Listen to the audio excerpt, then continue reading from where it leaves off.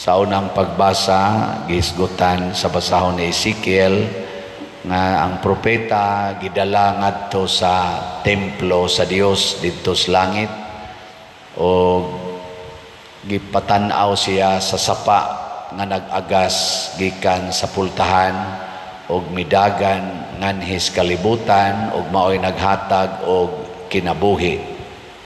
Og kining tanang tanom nga connected aning maong sapa magsigi kunog pamunga, dili mahutdan sa pagpamunga o dili malaya ang ilang mga dahon.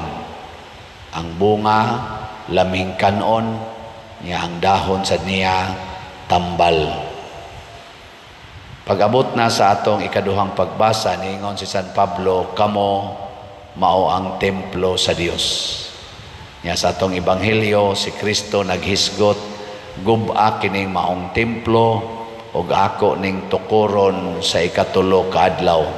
Ug ang iya gyapong gipasabot matud pa sa atong kanini ang ebanghelyo karon, ang gipasabot niya mao gyud ang iyang lawas.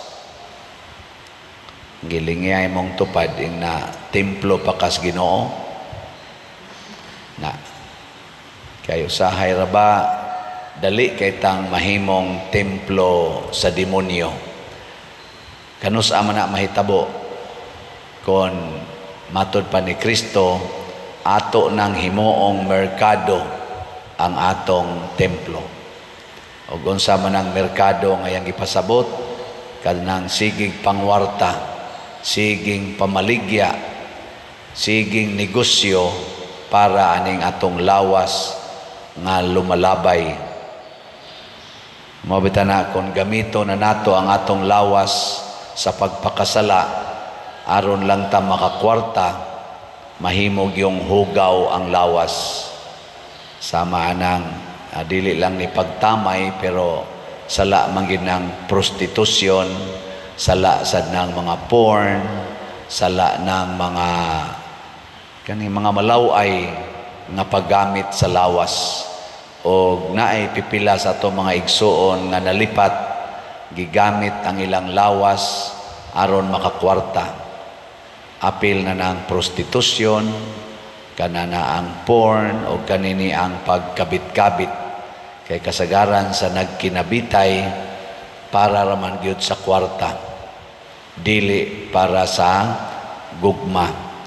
Apil na sana kanang pagpuyo-puyo nganong dili man magpakasal kay wapay kwarta. Sa ato pa ang sentro sa ilang desisyon mao ang kwarta. Motong gipanglimbuad ni Hesus ang mga lamisas kwarta, gipanglabay niya mga sinsiyo aron pagpakita nato nga ang kwarta wa nay kapuslanan, dili na makahatag og kabalaan sa templo.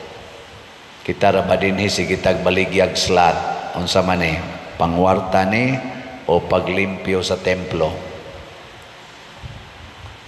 Wa mo kibaw. Kanus aman ang kwarta magamit sa paglimpyo sa templo. Si Kristo mi welcome sa kadtong mga arang-arang pagkabutang or mga dato nga nagsunod niya sama ni Jose sa Arimatea, kadtong mga babae sa Jerusalem, sama nilang Nicodemos, ni-welcome siya o giunsa man paggamit nila ang kwarta, sama nilang Sakios o kadtong mga kobrador sa buhis, gigamit nila ang kwarta nga nagsunod na sa misyon ni Kristo.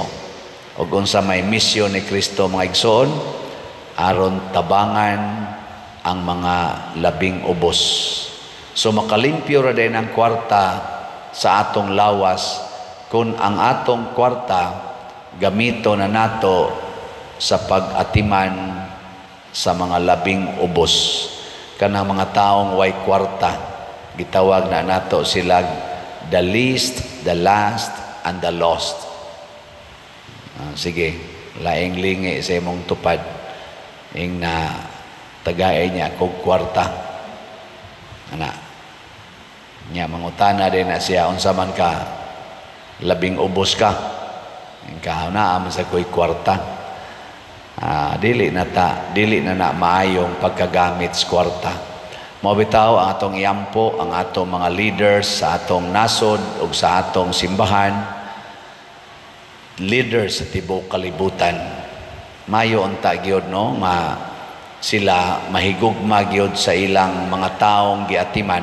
Kita ba labi na ako isipari mahigugma gyud unta ako sa mga tao dili sa kwarta nga mosulod sa akong kamot.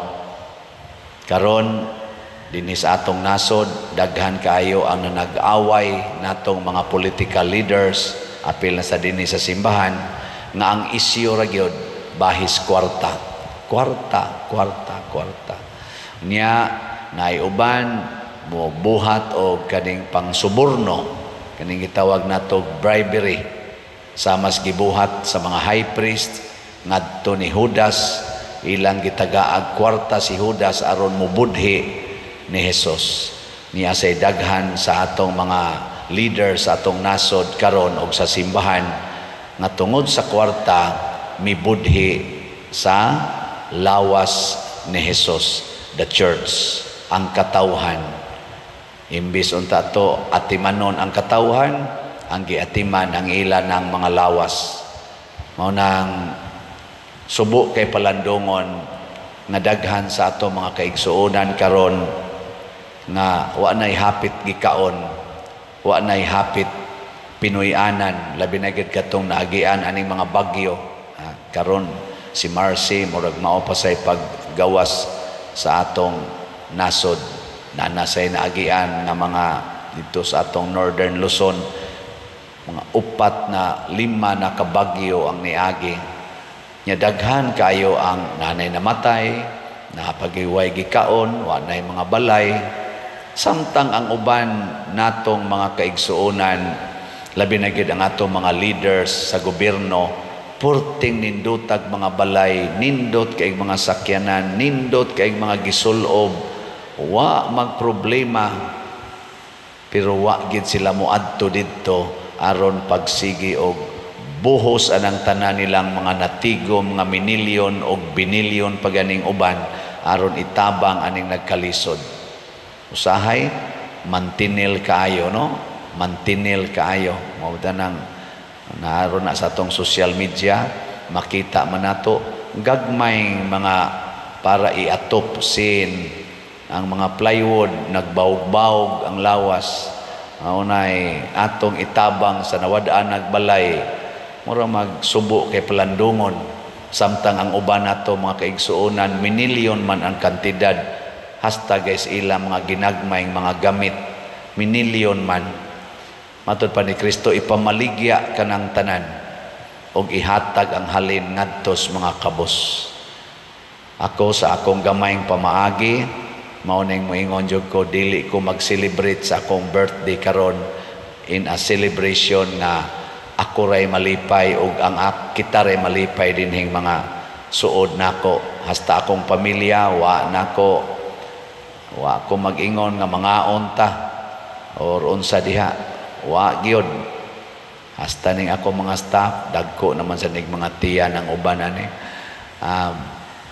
wa nay kaunay atong ipalit og slot kining atong para ikaon kanang inyong i-donate nako para las akong isulob ipalit na ninyo og slot kay magtukod tag mga balay para sa atong mga kaigsuonan manghatag tag pagkaon, mga bugas ngadto dinhi sa atong parokya. Ni ay daghan kay dinhi nga naglisod. Mao nang salamat ninyo nga namalit og slots. Salamat ninyo nga nibati. Ming kapader daghan man kaayong tabangonon, di na lang ta mohuna-huna gyud nga ato yung tabangan ang tanan.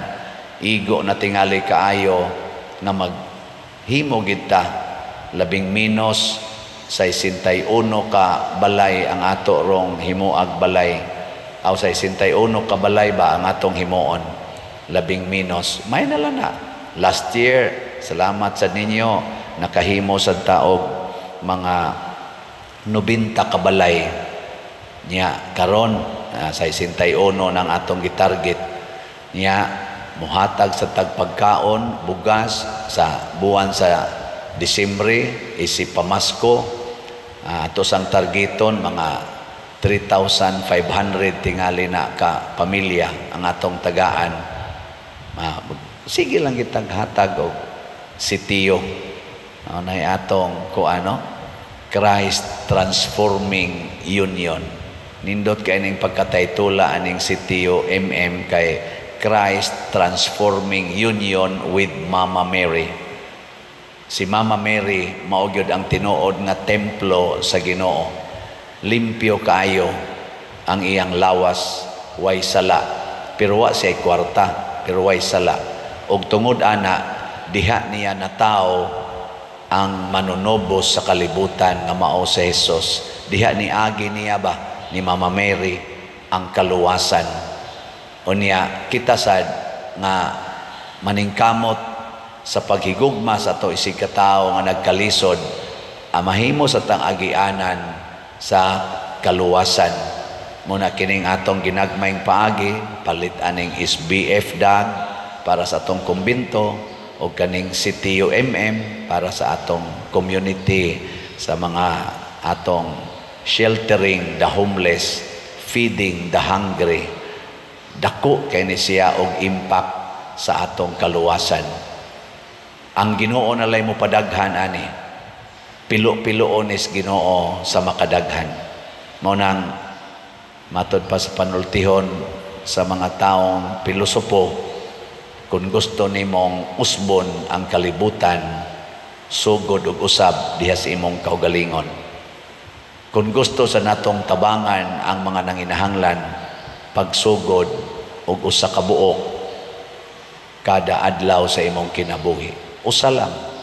Ayaw na pagsigig pangita ng thousands, minilyon, himotag milyon kabalay. Ayaw na. Ambisyoso ra kay taana. Ngato lang tingaling himoon, basta mutabang kita, kutob sa tong mahimo sa tanan nga nagkinahanglan. Ug mao ni ang tinuod nga paagi aron ang kwarta, aron ang bahandi mahimong mapuslanon sa atong templo. Iampo nato ang atong mga leaders, labi na ang mga leaders sa atong mga nasod, muhunong na aning gubat, muhunong na aning sigig-away, mo-focus unta sila sa pagtanaw sa tinuod nga nanginahanglan, sa tinuod karon nga naghilak hapit kada adlaw tungod sa kalisod sa ilang kahimtang. Dili lang magsigig tanaw aning mga power, authority, honor nga kanunay nabilong sa yawanon nga mga katawhan.